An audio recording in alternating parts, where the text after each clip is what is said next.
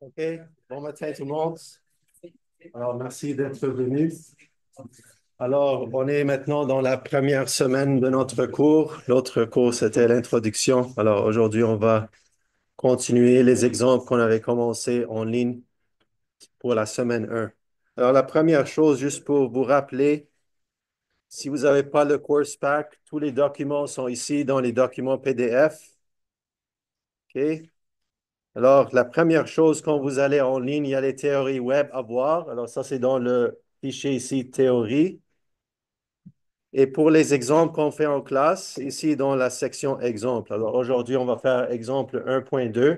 J'ai ajouté un nouveau PDF si on a le temps, on va le faire. On va faire exemple 1.2 et probablement exemple 2.1, le débuter. OK? Après la classe, il n'y en a pas cette semaine, mais vous allez voir la semaine prochaine. Normalement, dans vos cours, vous avez des DGD, comme des tutorials. Alors, il y a une version vidéo de DGD, 30 minutes, 45 minutes. Ça s'appelle TD Web, travaux dirigés web. Alors, vous avez les documents TD1, par exemple. La semaine prochaine, vous allez avoir ça à voir. OK? Mais il n'y en a pas pour cette semaine. OK. Alors, on va aller à nos exemples.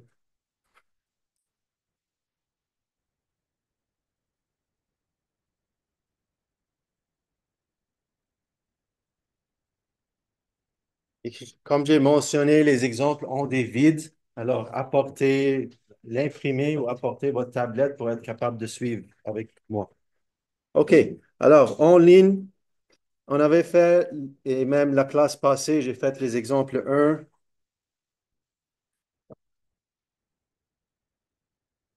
On a fait l'exemple 1. L'exemple 2, ça, c'était juste des problèmes très simples pour nous familiariser avec c'est quoi les contraintes, c'est quoi les déformations. Et en ligne, vous avez vu ce problème 3. Alors, je vais vous laisser le faire en ligne. Et la classe passée, j'avais commencé ce problème 4A. On va le faire encore. OK? Alors, ici encore, c'est des problèmes très simples sur les contraintes et déformations. Dans ce problème, ils nous disent qu'on fait un test de traction. Alors, vous allez faire ça dans votre cours de matériaux. Vous allez faire des tests sur des échantillons, soit de bois, d'acier, de béton.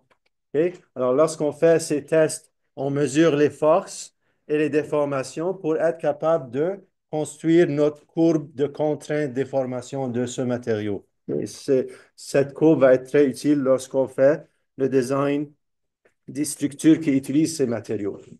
Alors, dans ce problème, on nous dit que l'échantillon montré dans le schéma, qui a une section rectangulaire, alors elle a une section rectangulaire comme ça. Et si je fais une coupe quelque part ici,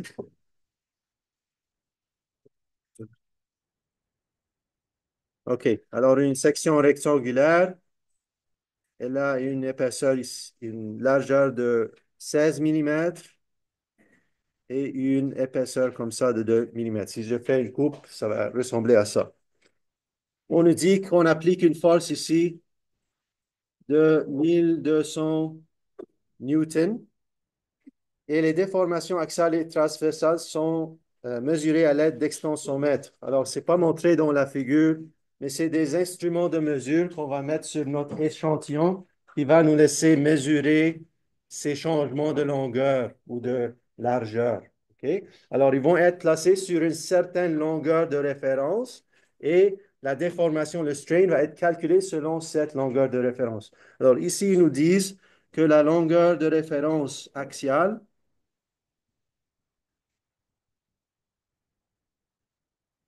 est de 26 millimètres et la longueur de référence transversale est de 10 millimètres. OK? Est-ce qu'il y a d'autres informations? Ensuite, il nous dit si les extensomètres mesurent une élongation axiale, alors delta L axiale, si vous lisez la question, elle est de 0,014 millimètres. C'est une élongation, alors ça va être positif. Et pour la direction transversale. Ils nous disent qu'il y a une contraction. Alors, delta L transversale. C'est une contraction, alors ça va être négatif. Alors, ça, c'est moins 0,0018 mm. OK? Quand il y a une contraction, c'est négatif. Élongation, c'est positif. OK? Avant de commencer, on va se rappeler des unités de mesure. Alors, on a mentionné ça à l'autre classe. Celle qui est le plus important pour nous, ou lorsque je vais faire les solutions dans la classe, je vais toujours utiliser Newton millimètre carré. Ça, c'est 1 MPa. OK?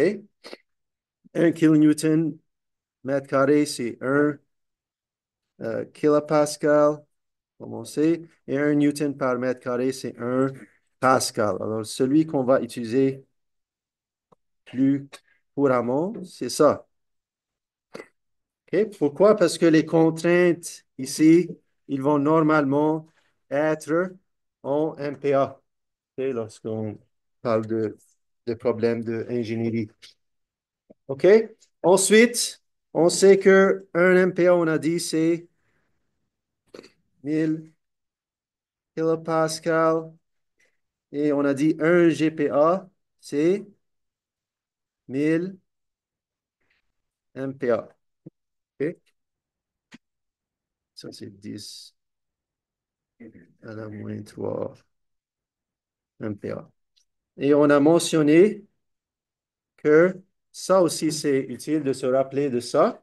Pourquoi? Parce que les modules d'élasticité vont normalement être donnés en GPa, gigapascal. OK? Alors, si on dit 200 gigapascal, ça veut dire 200 000 mégapascal. OK. Alors, on va continuer ici. Alors, la première chose qu'on veut trouver ici, c'est la contrainte normale. Alors, pour la contrainte normale, ça, c'est notre formule. On va travailler en newton et millimètres. OK, alors, on a ici 1200 newtons, il est tension. Alors, ça va être 1200 newtons. Et l'aire de section, on a dit c'est une section rectangulaire de 16 par 2 millimètres.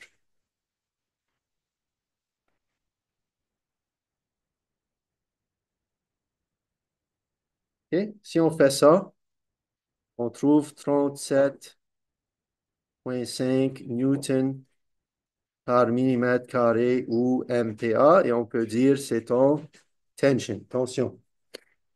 OK. Ensuite, on nous demande la déformation axiale. Alors, la déformation axiale, qu'est-ce que j'ai besoin? J'ai besoin du changement de longueur axiale divisé par la longueur de référence axiale. OK? Alors, ceux qui ne savent pas, c'est dans les exemples 1.2. Je suis dans la page 3, je pense. OK. Alors, ici, on avait 0,014 mm. Et la longueur de référence axiale, c'était combien? 26. Exact. 26 mm. Alors, si je fais ça, je vais obtenir 5,385 10 à la moins 4 mm par millimètre. OK. Ensuite, qu'est-ce qu'on nous demande? On veut trouver le module d'élasticité. OK? Alors, si on est dans un comportement, on a vu ça, il y a divers comportements dans les courbes contraintes déformation. Mais normalement, dans notre cours, on va traiter des problèmes où on est dans les matériaux linéaires élastiques. OK? Alors, dans les matériaux linéaires élastiques, ou là, dans la zone linéaire élastique, il y a une relation linéaire entre les contraintes et déformations. Alors, la loi de Hooke est valide. C'est cette formule qu'on voit ici. C'est sigma est égal au module d'élasticité multiplié par la déformation, le strain. Alors, stress equals modulus of elasticity times strain. Et ça, c'est juste valide dans cette zone ici. Elle est linéaire. Vous voyez que la courbe est linéaire et elle est élastique. Qu'est-ce que ça veut dire élastique? Ça veut dire que les déformations sont réversibles. Et si j'enlève la charge, donc j'applique la charge ici, on a dit que ça a étiré de 0,014 mm. Si j'enlève la charge, ça va revenir à la longueur initiale. Et si je dépasse la zone élastique, on va avoir des déformations permanentes. OK, alors comme la loi de Hooke est valide, je peux isoler pour mon module d'élasticité. Alors, je vais le calculer ici. Alors, ça va juste être la contrainte divisée par la déformation axiale. 37,5 MPa divisé par la déformation axiale. On avait trouvé c'est 5,385 10 à la moins 4. OK? Si je fais ça, je vais trouver 69 637 MPa. OK? Je peux dire 69,6 ou approximativement 70 GPa.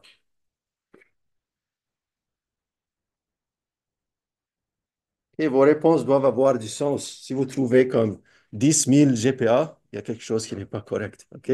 Les modules d'élasticité ils vont être comme de 20 jusqu'à 200. Par exemple, l'acier, on a 200, le béton, on a 20. OK? Pour les matériaux qu'on utilise généralement au génie. OK? Et par exemple, l'aluminium, peut-être c'est 70 GPa. OK. Alors, ensuite, on nous demande de trouver le ratio de Poisson. Le ratio de Poisson, je vais faire attention. Je ne peux pas prendre le changement de longueur axiale divisé, transversale divisé par le changement de longueur transversale. Alors, je ne peux pas faire ça.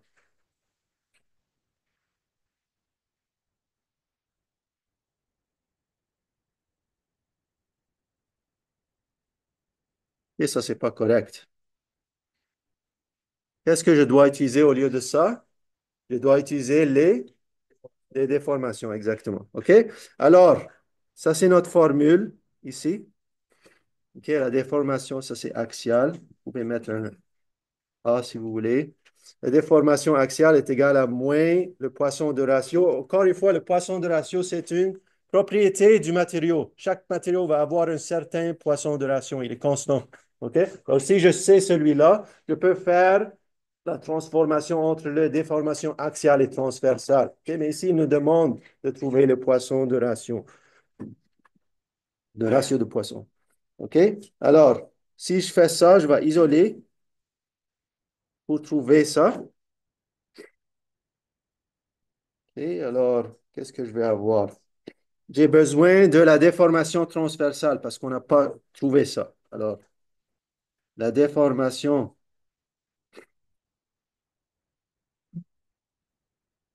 transversale, c'est quoi? Ça va être moins 0,0018 mm. Alors, c'est ce que a mesuré cette extensiomètre transversale, divisé par la longueur de référence transversale, 10 mm. OK? Tout le monde a vu ici. Alors, celui-là, le 10 mm, il a mesuré une contraction de 0,018. Ça fait du sens. Si j'étire ce matériau, si ça devient plus long, qu'est-ce qui va arriver à la direction transversale? Ça va se contracter. Donc, ça, c'est pourquoi il est négatif. OK, alors je fais ça. Je vais trouver moins 1,8, 10 à la moins 4 mm par millimètre. OK, alors maintenant, je peux trouver ça. Alors, il y a toujours un négatif à l'extérieur de cette formule. Ensuite, on a le moins 1,8, 10 à la moins 4. Et je n'ai même pas besoin de mettre le millimètre par millimètre parce qu'il est adimensionnel, comme on a dit. Mais on le met ici juste pour nous rappeler. Et ensuite, on a le 5,385, 10 à la moins 4, millimètre par millimètre. Si je fais ça, je vais trouver 0,334. Encore une fois, ça doit faire du sens. OK? Normalement, ça va être Point 1, point 2, point 3, quelque chose comme ça. OK?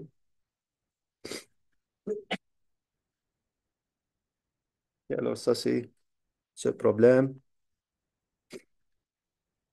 Est-ce que tout le monde a terminé de copier ici? Je vais juste vous donner le temps.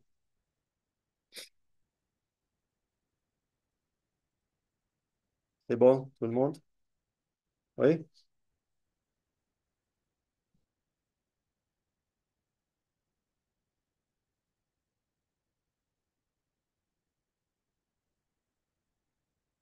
OK. Alors, le prochain problème, c'est exactement la même chose. Alors, on va pas le faire. Il est déjà solutionné, mais vous pouvez lire la même chose. On nous demande, c'est le même type de question. Mais ici, qu'est-ce qu'on a fait? Alors, on a un échantillon comme ça. La longueur de référence axiale est de 50.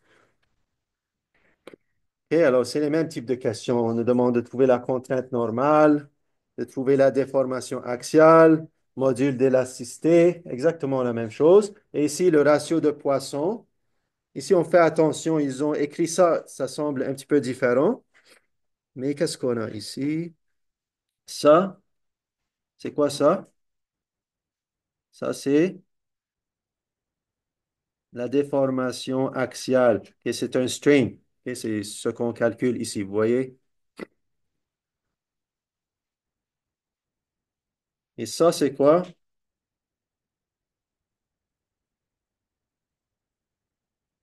Oups.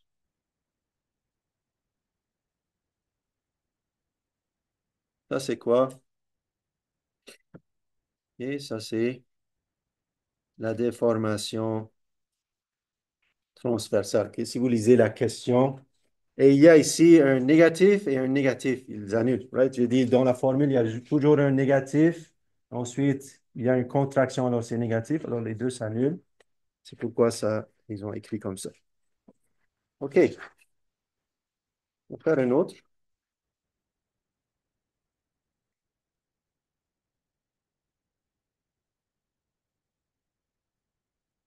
C'est clair celui-là?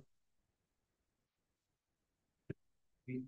OK, problème 5.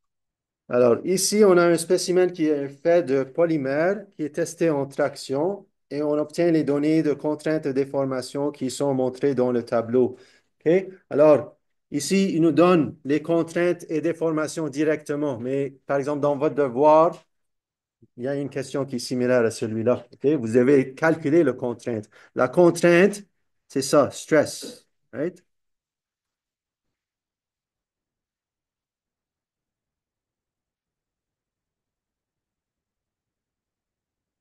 Comment on le trouve? On fait juste la force. P soit P, N, whatever, divisé par l'aire de section transversale. S'il nous donne ici, c'est quoi l'aire de section? C'est R. OK, mais je vais faire attention de mettre ça en newtons et je vais mettre ça en millimètres carrés. Si je fais ça, je vais trouver la réponse ici en MPa. Et le strain,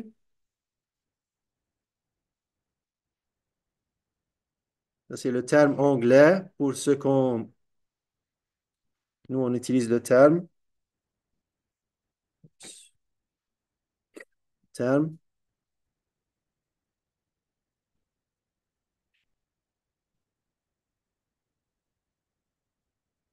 déformation. OK? Et ça, c'est adimensionnel, comme on a dit, c'est millimètres par millimètre. Comment on va le trouver? On va juste faire le delta L divisé par la longueur de référence. OK, ici, il nous donne c'est quoi la longueur de référence ici? L naught. Et il nous dit c'est quoi le changement de longueur delta L. Je peux trouver ça. Et dans votre devoir, vous allez devoir calculer ces deux choses en premier. OK. Alors, ils nous disent trouver le diagramme contrainte déformation et trouver la limite de proportionnalité, le module d'élasticité et la contrainte de souplesse. OK? En utilisant la méthode 0,2 offset.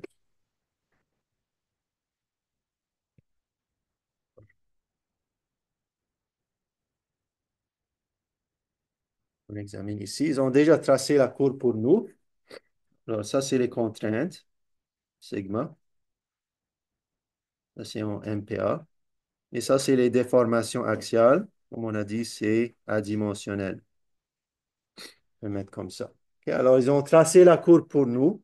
Ils demandent premièrement, c'est quoi la limite de proportionnalité? Qu'est-ce que ça veut dire, la limite de proportionnalité? C'est la limite pour la zone quoi? Linéaire. OK? C'est quand la courbe commence à devenir non linéaire. Alors, je dois examiner la courbe. Si je fais comme un zoom ici,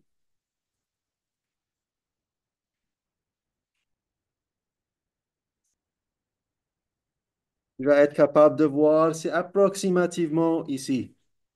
Hein? Peut-être quelque chose ici. Alors, ça, c'est notre contrainte qui correspond à cette limite de proportionnalité. On peut la définir soit selon la déformation ou la contrainte. Ici, il demande la contrainte. Alors, la limite de proportionnalité, la contrainte qui est liée à ça, c'est 47 MPa. OK? Ici, ici, si vous venez ici,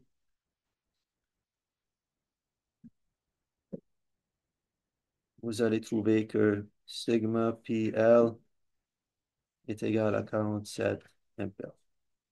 OK? C'est clair ça? Alors, tout le monde voit que la courbe commence à devenir non linéaire après ce point. Alors, c'est pas toujours comme évident tout de suite de le trouver. Il faut comme, euh, le voir de façon proche. Normalement, cette contrainte, elle va être très proche de la contrainte de souplesse. Ils vont être similaires, OK? Mais ils ne vont pas être exactement la même chose. Ça dépend du matériau. Par exemple, ici, ils sont différents. OK. Alors, ça, c'est la première chose. Ça, c'est la limite de proportionnalité. Ensuite, il nous demande de trouver le module d'élasticité. Si on fait un test comme ça, qu'est-ce que je dois faire pour trouver le module d'élasticité? On a dit, on va trouver avec la loi de Hooke. La loi de Hooke, elle est valide dans la zone linéaire élastique. Et si on examine ici,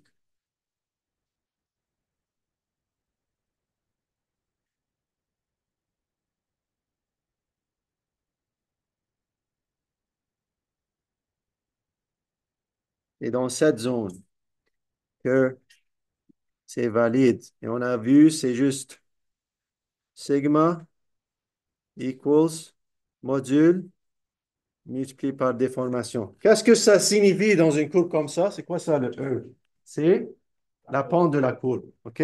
Alors, qu'est-ce que je vais faire ici? Je peux prendre n'importe quel deux points dans cette zone linéaire élastique parce que c'est un test expérimental. Il va varier un petit peu. OK? Mais vous voyez, c'est une ligne. Ça va être approximativement la même valeur, n'importe quel point que je choisis. Mais normalement, on va prendre un point un petit peu éloigné du point de zéro, alors un petit peu loin, et le zéro zéro. Comme ça, je vais trouver la valeur de cette fonction. OK? Alors, si je vais ici, il y a diverses valeurs que vous allez trouver. Par exemple, si on prend le point de 31,1, je pense qu'ils ont utilisé quelque chose d'autre. Mais si on prend celui-là et on prend le point 0,0, on calcule. OK, alors, tous ces points, le 8, le 17,5, le 25,6, le 31,1, ils sont tous dans la zone linéaire élastique. Alors, c'est correct de les utiliser. Et je vais prendre un point un petit peu éloigné, le 0,0. 0,0 et le 31,1. Alors, si je fais ça, et par exemple, ici, ils ont pris un point, un autre point dans la courbe. Vous avez vu, ils ont pris ce point ici. Et ils ont tracé la courbe, ils ont trouvé ce point et ensuite ils ont trouvé la pente avec ça. Mais nous, on va le faire avec le point 31,1 qui est, je pense, c'est celui-là. Right? On va utiliser celui-là. Alors, qu'est-ce qu'on a? On a E. OK? Et ce n'est pas un seul point. Dans les autres problèmes, on a juste pris un seul point. Mais normalement, c'est le changement, parce que c'est une pente, right? Alors, c'est le changement de contrainte divisé par le changement de déformation. Alors, je vais prendre ce point et le point 0,0. Alors, celui-là, on a dit, c'est quoi? C'était quoi la valeur? C'était 0,0129, 31,1. Et ici, c'est 0, 0. Alors, on va juste prendre ça. Alors, je vais faire attention. Encore une fois, si je mets mes choses en MPa, je vais trouver la réponse en MPa. Alors, j'ai 31,1.0. Ça, c'est en MPa. Divisé par 0,0129 moins 0. Et ça, c'est des strains. Alors, c'est adimensionnel. Qu'est-ce que je trouve si je fais ça? Je vais trouver 2410 MPa. Alors, on a dit, normalement, ces modules, ils sont donnés en GPa. Alors, c'est approximativement 2,4 gigapascal, comme ils ont trouvé. C'est clair, ça, comment on trouve le module? Et qu'est-ce qu'il nous demande aussi?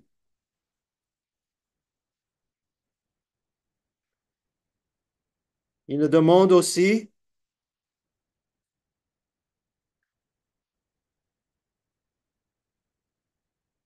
qu'est-ce qu'il nous demande aussi? Il nous demande aussi de trouver la contrainte de souplesse, le yield stress. OK? Alors, ça, sigma y, en anglais, on dit yield stress. Et en français, le terme que j'utilise, c'est contrainte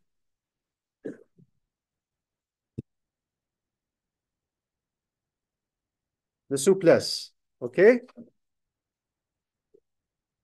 Pour certains matériaux, OK, comme par exemple l'acier à faible teneur en carbone, celui qu'on utilise le plus couramment en génie civil ou génie mécanique, OK, ça va avoir une courbe comme ça. Et c'est pourquoi c'est un matériau qui est beaucoup utilisé. Ça va avoir une zone linéaire élastique et on va le voir dans les prochaines pages. Ensuite, il va avoir comme un plateau très clair où on a un plateau de souplesse, un yield plateau. Et ensuite, ça va augmenter encore et finalement, on va voir notre rupture. OK? Alors, pour ce matériau, pour trouver la loi de Hooke, c'est le même concept. On doit, ou pour trouver le module, on doit rester dans la zone linéaire élastique. Mais la contrainte de souplesse pour ce matériau, il va être où? C'est très simple. C'est ici. Tout le monde voit ça?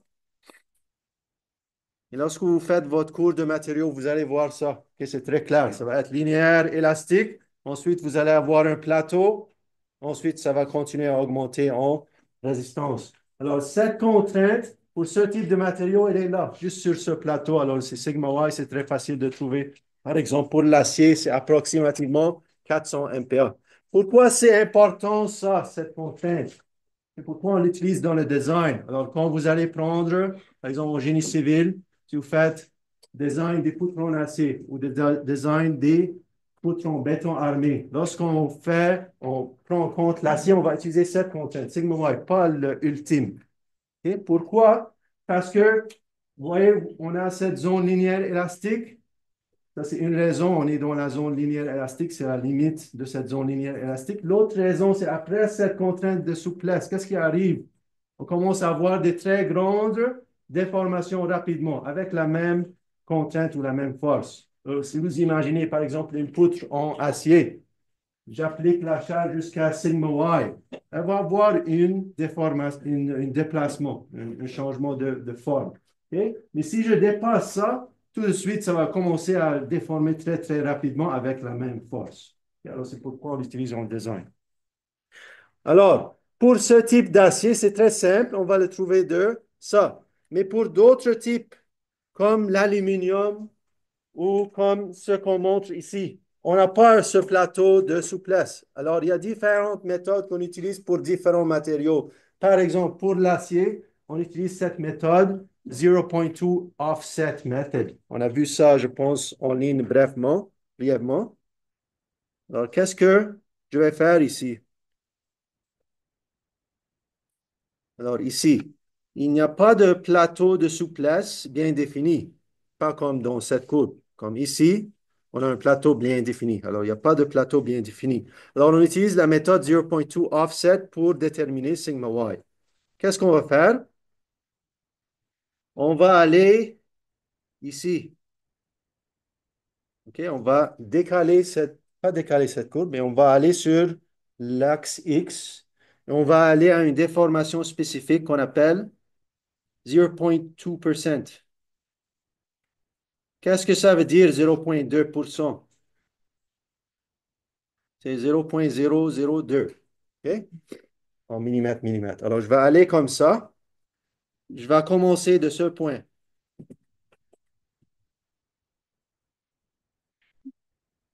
OK, de ce point. Tout le monde a compris la première chose que je fais? Je vais aller à 0.2% strain. Alors, 0.2% strain, c'est 0.002. Ensuite, je vais tracer une ligne avec la même pente que la courbe que j'ai. OK? Vous avez trouvé le module d'élasticité. Est-ce que je peux tracer une courbe qui a la même pente? Oui, je peux la faire soit approximativement ou je peux le faire exactement. OK, si je suis dans Excel, par exemple. OK, mais pour votre devoir, vous pouvez le faire approximativement, c'est pas grave. OK, juste tracer la courbe et tracer cette ligne approximativement. OK, alors on va juste tracer cette ligne comme ça et elle va avoir le même module. Tout le monde voit ça? OK, c'est le même module que celui-là. Et ensuite, je vais voir c'est où l'intersection avec cette courbe. Et ça va être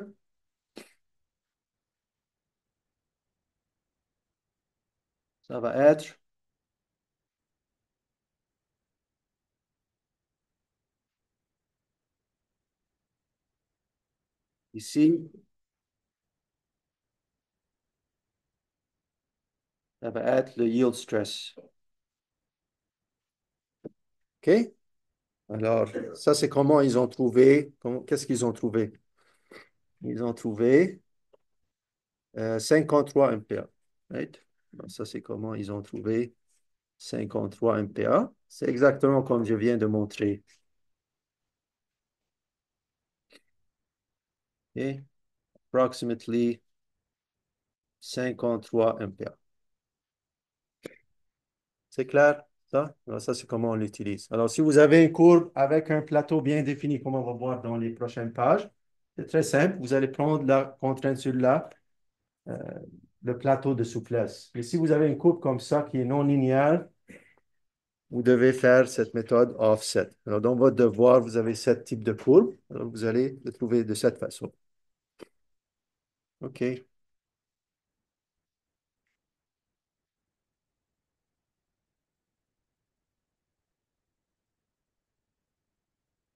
Et juste,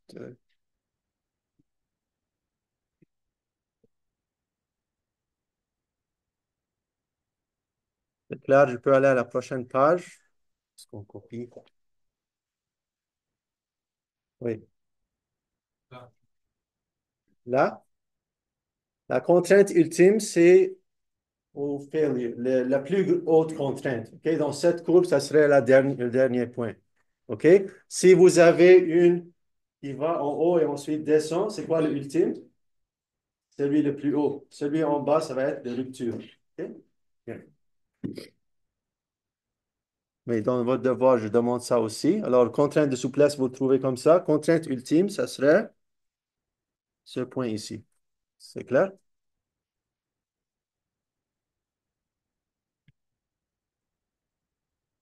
OK. Alors, avant qu'on va au problème 6, on va juste réviser ces choses. Ici, il y a d'autres problèmes, on ne va pas les faire.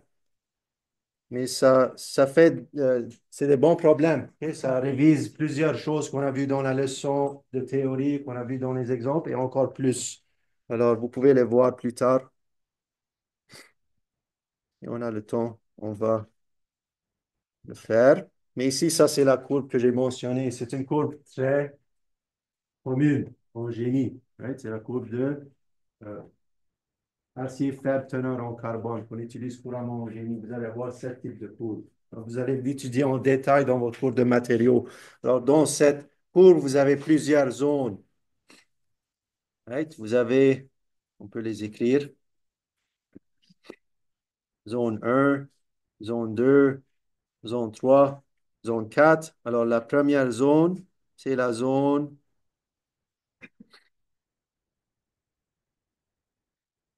linéaire élastique.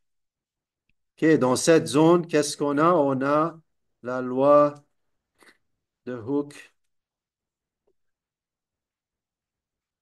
est valide. Ensuite, on a la deuxième zone. La deuxième zone, c'est quoi? C'est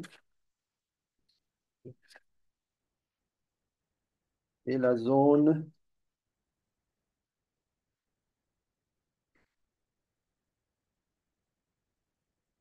de souplesse. C'est le yield plateau. En anglais, on dit yield plateau. Yield.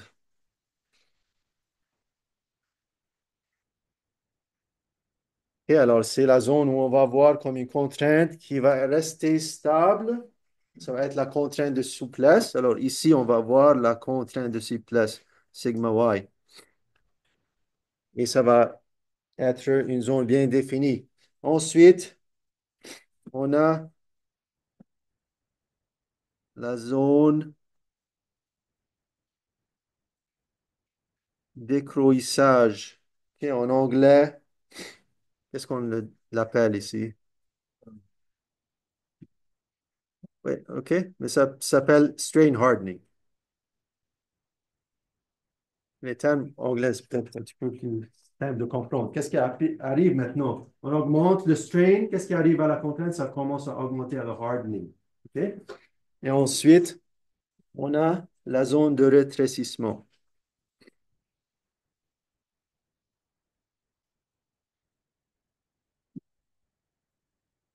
Ça, c'est une zone, si vous faites le test encore en laboratoire, c'est pourquoi le cours de matériaux est intéressant. Pas notre cours, l'autre cours, le matériaux, the materials, engineering, civil engineering, or mechanical engineering. Vous allez faire ce test d'acier, vous allez voir. Après la contrainte de souplesse, ça va s'étirer rapidement. Ensuite, dans la zone de rétrécissement, qu'est-ce qui va arriver? Il va y avoir comme un necking. Ça va diminuer de diamètre lorsque vous faites ce test. Et c'est pourquoi ça diminue comme ça. Okay, parce qu'on utilise l'air initial lorsqu'on construit les contraintes, mais en effet, l'air commence à réduire, réduire, réduire avec le temps. Alors, il y a plus de détails sur ça et plus de détails sur les différents points. Ce n'est pas important pour notre cours, mais j'ai mis ça juste pour vous rappeler. Alors ici, ça c'est la région élastique, ça c'est la région de souplesse. Ici, ça c'est, on a mentionné la région décroissage, ça c'est où on va voir la contrainte ultime. Ensuite, on a la région de rétrécissement et de rupture. Alors, vous allez voir ça. OK? Et vous allez voir ici, là, comme lorsque vous faites ce test, la section va réduire. On va voir, on appelle ça necking. OK. Et ça, c'est juste pour nous rappeler. Alors, vous pouvez voir ces problèmes supplémentaires pour plus de détails sur ces choses, parce que vous allez les étudier plus en détail dans votre cours de matériaux. OK. On va faire celui-là. OK. Alors, dans ce problème, alors maintenant, on va aller aux structures. On a des structures maintenant et on veut trouver les contraintes dans les structures. Alors, vous allez voir, il y a diverses étapes. La première étape, c'est de construire un DCL, un diagramme de corps libre. En anglais, on dit Free Body Diagram de notre structure. On idéalise la structure. OK? Comment on va l'analyser? On va l'idéaliser avec notre DCL. On va choisir des supports qui reflètent ce qu'on a en réalité. Ça, c'est encore un choix qu'on va faire avec notre expérience et en sachant comment la structure agit. Et ensuite, on va trouver les forces, les réactions, les forces internes, et ensuite, on va trouver les contraintes. Alors, on va faire un problème là-dessus ici. Alors, ça, c'est le problème 6. OK. Alors, on a un modèle simple d'une machine elliptique et montré ci-dessous. A, B et C, D sont connectés avec une rotule. Alors, ici, on a un pin. OK. Je vais dire c'est rotule en français. Certaines fois, je vais juste dire pin. C'est la même chose. OK? C'est juste une connexion pin où on a juste un transfert de force. On n'a pas de transfert de moment. Et ça, c'est qu'est-ce que ça veut dire, un pin ou rotule? Vous allez juste avoir des transferts de force horizontale, verticale, pas de transfert de moment. OK? Avec appui simple à A et D. Appui simple, ça veut dire simple connections. Alors, ça aussi, certaines fois, je vais dire pin. Qu'est-ce que ça veut dire? Ça veut dire les types de réactions. On ne va pas avoir de réaction de moment ici. OK? Et ABC a une section rectangulaire, alors que CD, c'est une section circulaire tubulaire. Trouvez l'aire de section de membrure axiale CD si on veut limiter les contraintes normales à 10 KSI. OK. Alors, je vais voir ça. Et alors, ça, c'est comme notre contrainte limite.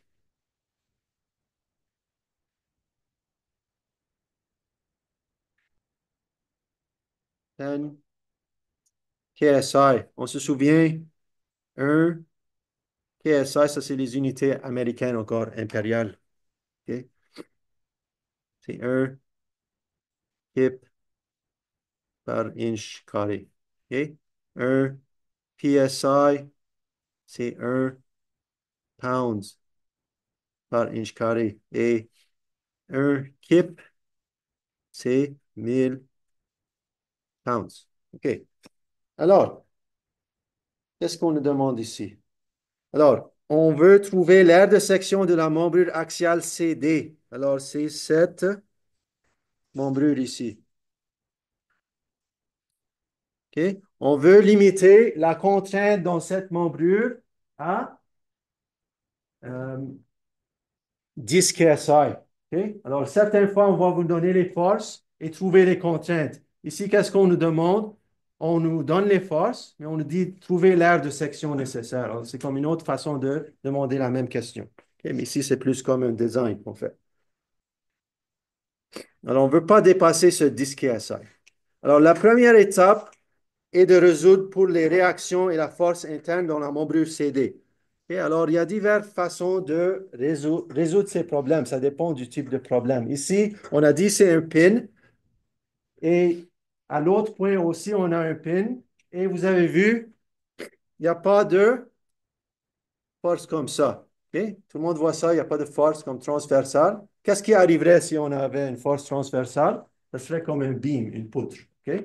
Mais ici, parce que j'ai un pin de un côté, un pin de l'autre côté, il n'y a pas de force intermédiaire transversale, ça va agir comme une membrure. Quel type?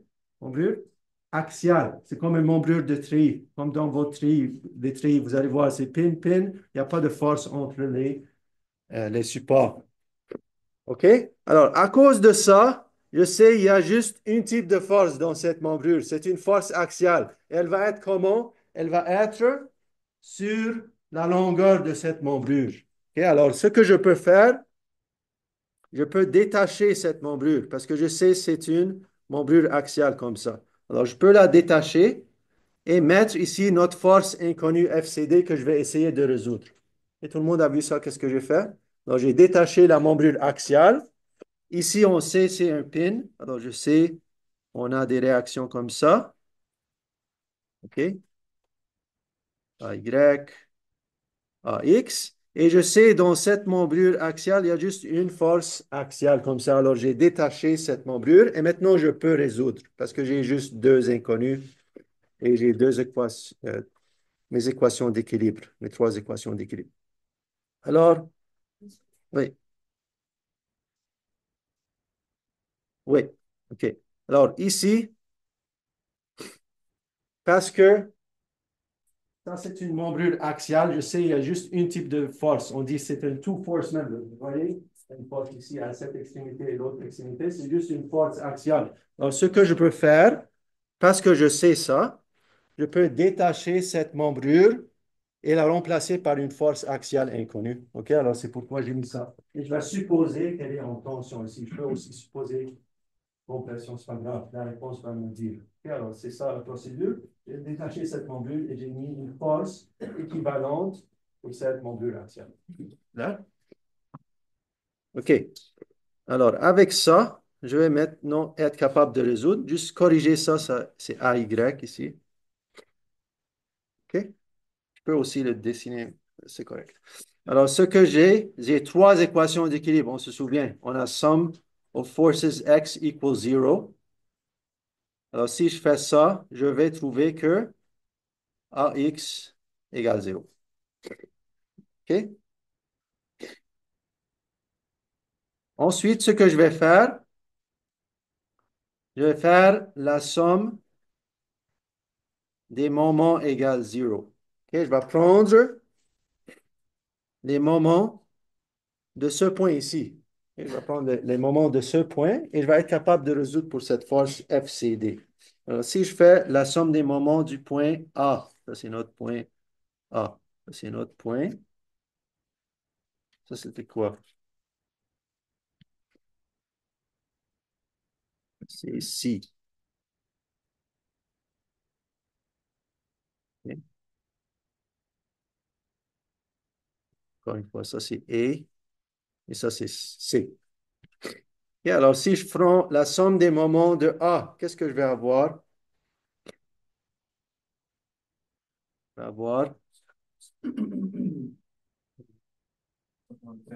moins 250. On a besoin des distances. Alors, c'est quoi les distances ici? Yeah. Ici, c'est 35 inches. Et ici, c'est 25 inches.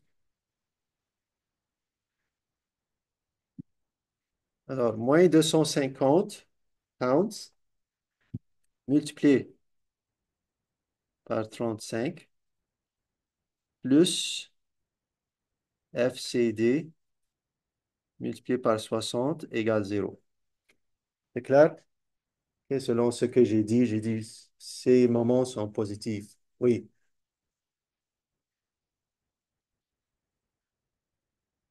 Oui. Toujours, je vais assumer ça. OK? Vous pouvez faire ce que vous voulez, mais dans notre cours, s'il vous plaît, faites comme j'ai fait. OK? Ça dépend du professeur, je pense. Mais on va juste prendre le sens positif comme ça. Et c'est égal à 0, alors ça doesn't matter. OK? Mais doit juste être consistant. Donc, je vais assumer que ça, c'est positif. Comme j'ai montré. Anti-horaire. OK, bonne question. Alors, si je fais ça, qu'est-ce que je vais trouver? Je vais trouver que FCD est égal à plus 145,8 pounds. OK? Parce que j'ai mis la flèche qui sort, ça veut dire est-ce que c'est en tension ou en compression? Tension. OK?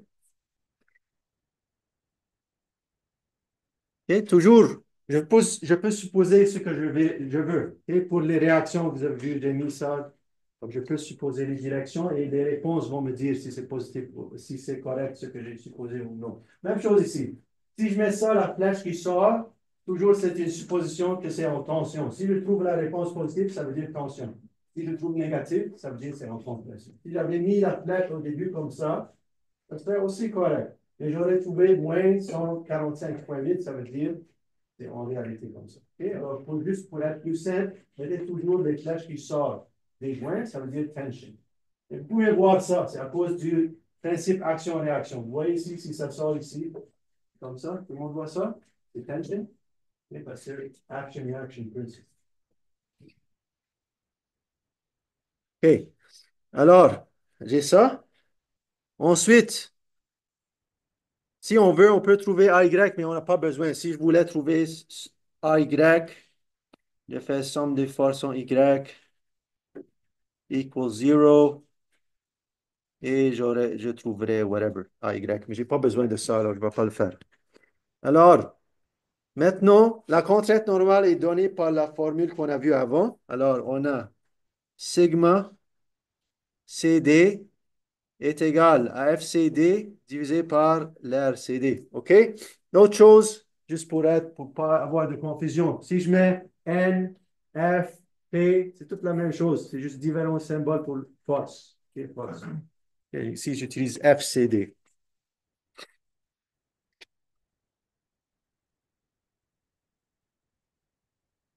OK? Alors, qu'est-ce que je sais ici? Je dois m'assurer que sigma CD est plus petit ou égal à la contrainte limite, qui est égale à combien? 10 KSI. Alors, je sais la force, je sais ça, je vais le mettre que c'est 10 KSI. Alors, avec ça, je peux résoudre pour l'aire de section qui est requise. Alors, je vais juste isoler pour l'aire de section. Alors, je vais faire 10 KSI. Alors, 10 KSI, et moi, je vais travailler en pounds et inches.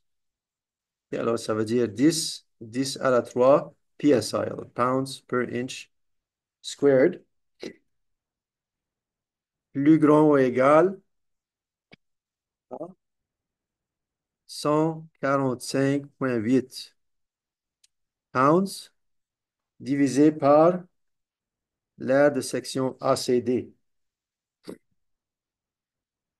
Et ça veut dire que l'aire de section ACD est plus grand ou égal à 145,8 pounds divisé par 10 à la 3 pounds per inch squared. Je vais trouver 0,0145 inches carrés. Qu'est-ce que ça veut dire? Ça veut dire si j'utilise une section circulaire qui a une aire de section de 0,0145, qu'est-ce que ça va être la contrainte dans cette membrure axiale? Ça va être combien? Si j'utilise exactement ça, ok, je trouve un cercle avec exactement cette aire de section. J'utilise ça dans cette structure.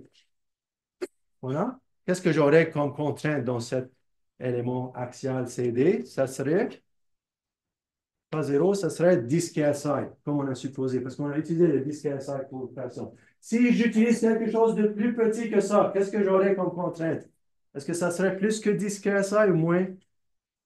Ça serait plus. OK, alors je dois utiliser au moins 0,0145 si je veux limiter à 10 KSI. Alors, je vais choisir quelque chose de plus grand que ça parce que je fais le design. Si j'utilise, par exemple, 0,01, j'aurai une contrainte beaucoup plus que 10 KSI. OK, alors, c'est un problème simple, mais ça illustre un petit peu comment on utilise le concept des contraintes des matériaux pour faire le design. Et on peut choisir l'aire de section ou le diamètre qui est requis pour satisfaire la contrainte limite qu'on donne. OK. Alors, ça, c'est ce problème.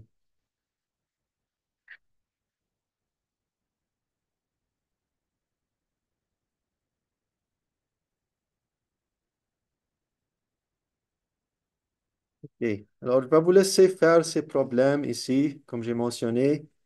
C'est des problèmes supplémentaires, mais ça touche d'autres choses qu'on a vues. Par exemple, ici, ça c'est pour les déformations. On a dit la déformation axiale, c'est un changement de longueur. Déformation shear strain, déformation de cisaillement, c'est un changement d'angle. Alors, cet exemple va illustrer. Oui.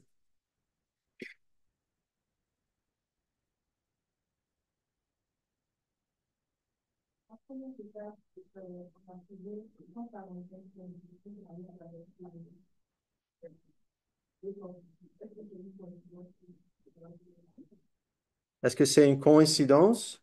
Ça, c'est la réponse. Oubliez ça. Ça, c'est pas donné. OK? Ça, c'est comme une réponse. C'est juste pour montrer après qu'on trouve. C'est ça. OK? C'est juste pour illustrer que ça, c'est tension. OK? C'est clair? Ça ne serait pas donné. On va juste utiliser ça, comme j'ai dit, détacher la membrure, mettre une force inconnue, prendre la somme des mondes ici, je vais trouver cette force. Si c'est positif, c'est tension. Si c'est négatif, c'est compression. Clair?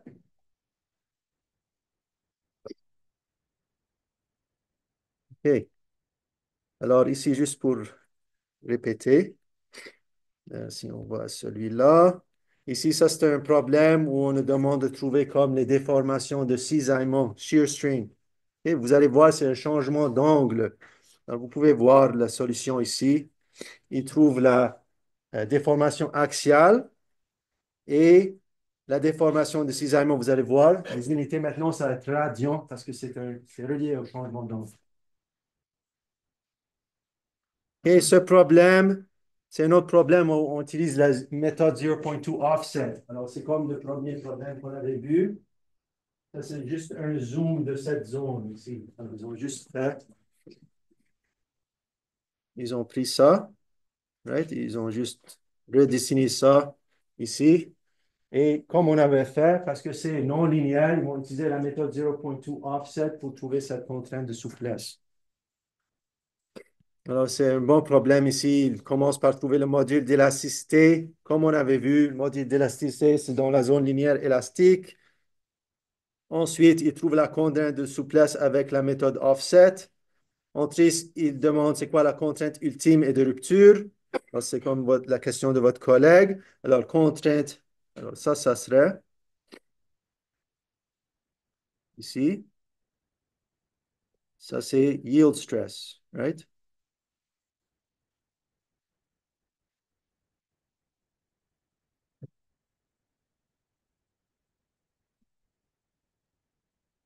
Sigma Y. OK, alors pour ça, on a utilisé 0.2 offset. Ensuite, il demande c'est quoi la contrainte ultime. Ça, c'est la contrainte ultime. Ensuite, il demande c'est quoi la contrainte de rupture. Ça, c'est la contrainte de rupture. OK, plus important, c'est quoi la déformation de rupture. Et normalement, on n'est pas intéressé par on est intéressé par le yield stress, le ultimate stress. La contrainte de rupture, OK, elle est là. On est intéressé par ça parce qu'on veut savoir c'est quand le matériau va avoir une rupture. Ça, c'est la déformation de rupture.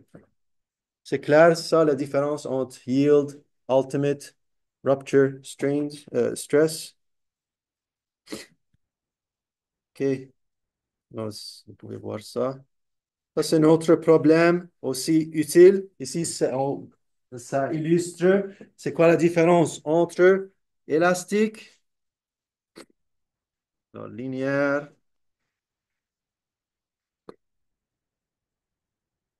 qu'est-ce que ça veut dire élastique, qu'est-ce que ça veut dire plastique. On a vu ça dans les théories. Linéaire et élastique, ça veut dire loi de Hooke est valide.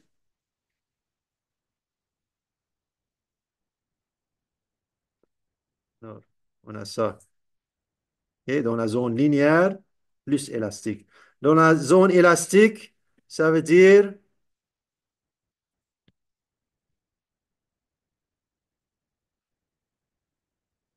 on a des déformations réversibles ou non permanentes. C'est quoi un exemple simple? Et si je prends un élastique, et j'étire l'élastique, j'enlève la force. Si je tire pas trop, ça va revenir à sa forme initiale. Alors ça, c'est une déformation élastique. Plastique, ça veut dire qu'on va avoir des déformations permanentes. OK? Alors, ce problème illustre tout ça. Alors, il demande premièrement de trouver la loi de Hooke. La loi de Hooke, je dois rester dans cette zone linéaire élastique, ici. OK? Donc, dans la zone linéaire élastique, je vais trouver cette module. C'est juste la pente ici. Ensuite, il demande, qu'est-ce qu'il demande? Euh, et ils disent dans la question, OK? Et alors, supposons par exemple, je fais ce test au laboratoire, je fais le test, je vais jusqu'à ici, ensuite j'enlève la charge. Qu'est-ce que ça serait la déformation quand j'enlève la charge? Et je vais jusqu'à ici, je n'ai pas dépassé cette limite ici. Je reste ici, j'enlève la charge, ça va revenir comme ça à zéro. OK? Mais maintenant, je vais Dans ce problème, ils disent, je vais jusqu'à ici. OK, je fais le test, je fais ça. Ensuite, je dépasse et je vais jusqu'à ici. Ensuite, j'enlève la charge. Qu'est-ce qui va arriver maintenant? Est-ce que ça va revenir comme ça? Non. Comment ça va revenir? OK, ça va revenir comme ça. Est-ce que c'est arbitraire, ça? Comment ça revient? Exactement. Ça va être la même pente qu'on a ici. Tout le monde a vu ça? Donc, ça va revenir comme ça. Et ça va être quoi la déformation permanente? Si je sais ça, est-ce que je peux trouver la déformation permanente? Oui. Ça va être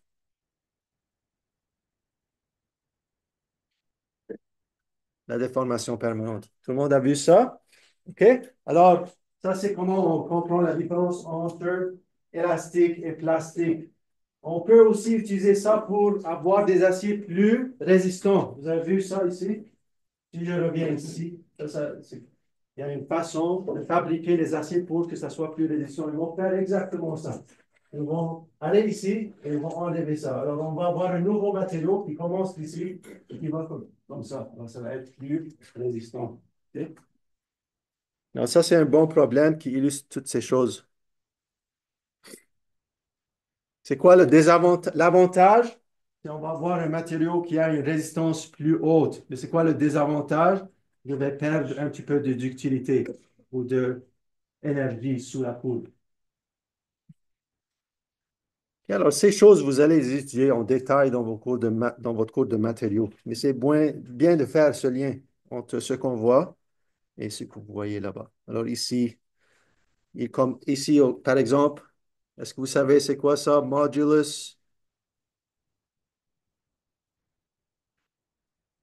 Of re- Module de résilience. C'est quoi le module de résilience? Si j'ai une courbe comme ça va juste 7 R ici. Right? C'est l'air sous la zone linéaire élastique.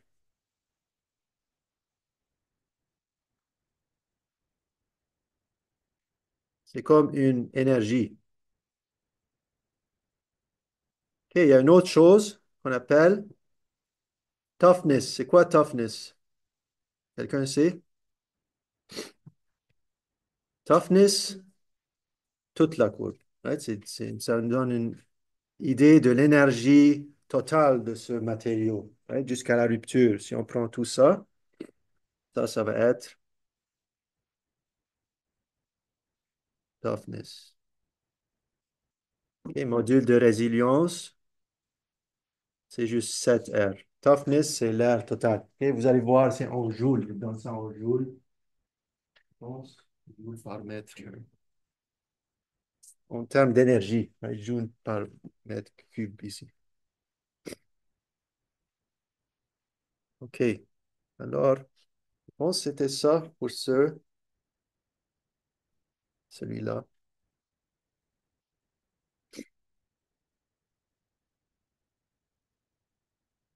Est-ce que tout le monde a terminé ici? Écrire. OK. Alors, on est à 9 heures. Est-ce que vous voulez un break de 5 minutes? Ou est-ce que je continue?